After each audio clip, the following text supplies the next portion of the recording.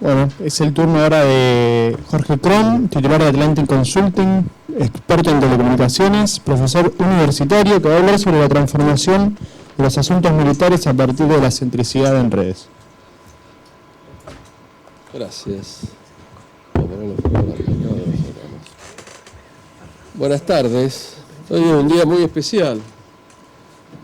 Jamás me hubiese imaginado que iba a compartir el podio con Fierita, ¿no es cierto?, para hablar de temas militares. Pero esta, bueno, es la magia de Sebastián y Martiniano, que no, es que de la cual pueden surgir cosas muy interesantes, así que me siento muy estimulado. Porque no la viste vestido de fajina. Y yo que me vine todo trajeado para el evento. Así que. ¿Qué le va a hacer? Bueno, quiero comentarles de que mi actividad profesional está vinculada a la planificación y la ingeniería de redes, y de redes complejas, ¿no? Estuvimos vinculados durante muchísimos años a lo que es la planificación de las redes de telefonía móvil en la Argentina. A partir de ahí salimos al exterior, y tuvimos responsabilidades en planificación de estas redes en otros países. Últimamente hemos estado haciendo trabajos en Suiza sobre un tema de polución electromagnética derivada de estas redes de telecomunicaciones. Hará cosa de 7 años, la gente de Flaxo me hizo una pregunta derivada de una inquietud que tenían al respecto de si nosotros estábamos sacando de la tecnología conocimiento científico. Y yo en ese momento estaba trabajando, derivado de nuestro foco en el tema de las redes, en una disciplina que se llama la nueva ciencia de las redes. La nueva ciencia de las redes es un campo de la complejidad, y dentro del campo de la complejidad es uno de los elementos centrales en el estudio de las transformaciones que están sucediendo en el ámbito de las doctrinas y teorías que tienen que ver con Fuerzas Armadas.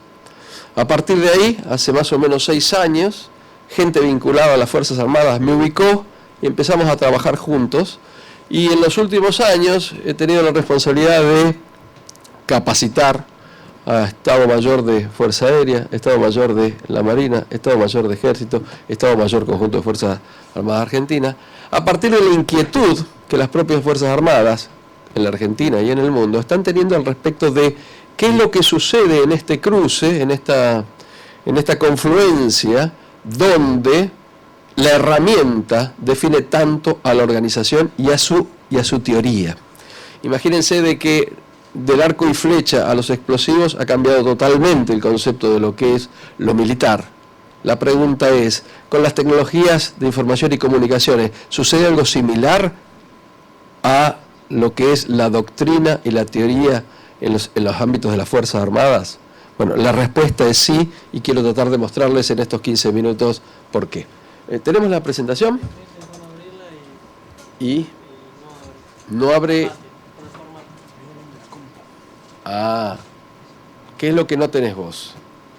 ¿PowerPoint no tenés? No, pero el PowerPoint 2007. Ah, no tenés el PowerPoint. Bueno, entonces, ahí lo tenés, mirá, ahí lo tenés. En PDF, vamos en PDF, entonces en vez de PowerPoint, ¿ok? Igualmente la información es exactamente la misma. Entonces, titulé la charla Transformación de los asuntos militares a partir de la centricidad en red, y vamos a ir desarrollando el tema, ¿sí? Vamos a parar en este primer caso. Ustedes conocen la empresa FedEx. La empresa FedEx es una empresa, digamos, americana de un desarrollo internacional muy grande, a partir del hecho de que sirve con sus servicios a 220 países. Todos los días, 5,5 millones de piezas postales le son impuestas para que lleguen a destino, que son absolutamente aleatorios. La empresa no puede saber a priori ni la cantidad ni el destino de todas esas piezas. No obstante, con el uso de más o menos una flota de 663 aeronaves y 71.000 vehículos, que suponen 4.200 pilotos y 65.000 mensajeros, cumplen su función de llevar 5,5 millones de piezas postales. Vamos a la próxima. En este caso, lo que ustedes están viendo es una foto de un huracán famoso, el huracán Katrina. El huracán Katrina azotó las costas de New Orleans, la desembocadura del Mississippi. New Orleans es una ciudad que está por debajo del nivel del mar, ¿sí? El viento trajo una marea muy importante que superó el polder y por lo tanto cubrió y anegó de agua, sumado al agua que traía el propio río Mississippi. Fue una catástrofe. Y el sistema de emergencia americano fue totalmente colapsado. No obstante, la anécdota es que 23 días después de haberse producido Katrina, la mayor empresa de retail, la mayor empresa comercial del mundo, que es Walmart, que operaba en la zona 126 locales y que dejaron de operar por 21 días, estaban de vuelta en operación. Mientras tanto, el gobierno americano tuvo que llamar a las Fuerzas Armadas para que le preste ayuda a resolver la situación crítica que se desarrolló en la desembocadura del Mississippi, particularmente en New Orleans. La pregunta es, ¿qué era lo que tenía Walmart para poder funcionar aún en una situación de absoluta emergencia? ¿O qué es lo que tiene FedEx para funcionar en una emergencia cotidiana? ¿No es cierto? En el sentido de decir, no poder prever qué es lo que va a suceder y dar respuesta a eso. Y este fue un tema de análisis también en el ámbito militar, porque el fallo de las Fuerzas Armadas para tratar de dar soporte a la crisis dada en esa zona de los Estados Unidos también fue bastante llamativo. Y la respuesta es que la manera en que está organizada este tipo de empresas, este tipo de organizaciones, es que están centradas en redes. Cuando el muchacho viene a buscar la pieza postal, inmediatamente él ya empieza a escanear un código de barra que va a colocar encima de la pieza postal y por lo tanto ya esa información entra al sistema y más allá de que él todavía no lo colocó en el hub donde va a empezar a viajar, ya el sistema está funcionando. Cuando yo voy a Walmart y saco de cualquiera de las estantes un producto, inmediatamente el sistema reconoce que esto es así y ya le avisa al proveedor que vaya preparando el reemplazo de una pieza del stock para poder seguir con una batalla cotidiana, ¿sí? Y esto lo hacen gracias a el uso de redes y redes de telecomunicaciones. ¿Cuáles son los elementos centrales que estas tecnologías pueden aportar? Bueno, si hoy tuviéramos que sacar una foto de las cualidades específicas que la tecnología está brindando, están marcadas ahí. En principio, toda la información puede estar en cualquier lugar, y esto es el tema de la ubicuidad. El tema de la telefonía móvil no es el carácter móvil lo que lo hace importante, es el carácter ubicuo lo que lo hace importante. Esto quiere decir, no es necesario que yo tenga que caminar para hablar porque es teléfono móvil, sino que este aparato lo que me va a servir es para poder recibir llamadas y para poder hacer llamadas en cualquier lugar donde yo esté. Si me muevo o no me muevo es una anécdota. Lo importante es lo puedo hacer en cualquier lado. Lo segundo es que siempre puedo estar conectado, ¿sí? Experiencia que ya vimos de pasar del modem, del dial-up, a estar de alguna manera siempre conectado. Situación que todavía no vivimos con el celular, pero que en poco tiempo más lo vamos a tener. Finalmente, cualquier tipo de dispositivo va a ser capaz de poder conectarse a las redes y finalmente para cualquier tipo de contenido. Entonces, esta situación es la que describe un poco el escenario en el cual se van a empezar a desarrollar todas las actividades humanas, inclusive las actividades que estén vinculadas a las Fuerzas Armadas. Curiosamente, la organización en red, cuando esa red está complejamente interconectada, es una de las estructuras en la naturaleza más robusta.